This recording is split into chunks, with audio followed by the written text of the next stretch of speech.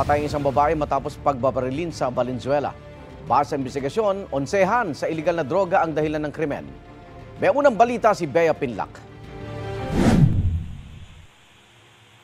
Nabulabog ang Barangay Marulas, Valenzuela kahapon nang dumating ang dalawang lalaking ito sakay ng motorsiklo.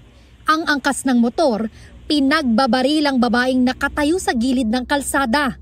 Bumaba pa ang lalaki, lumapit sa biktima at pinaulanan pa ulit siya ng bala. Tumakas ang riding in tandem. Dead on the spot ang 34 anyos na biktima. Hindi bababa sa 4 na tama ng bala ang kanyang natamo.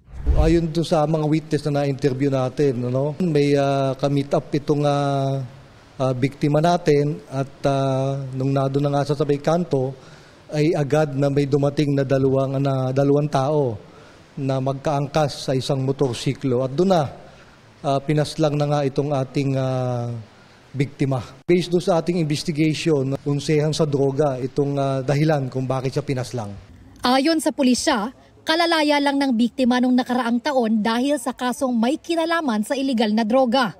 May mga reklamo rin daw dati sa barangay laban sa biktima dahil umano sa pagnanakaw. Pagnanakaw lang talaga ang lagi niyang reklamo rito sa amin. May pag-uusap sila na hindi na uulitin. So nag-agree naman yung natin, yung mga natin, yung mga complainant na hindi niya na uulitin. Yung nga lang nauulit niya sa ibang tao naman.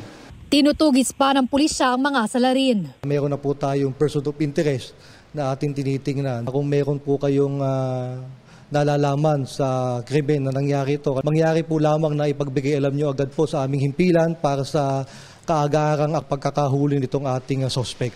Ito ang unang balita. Bea Pinlac para sa GMA Integrated News.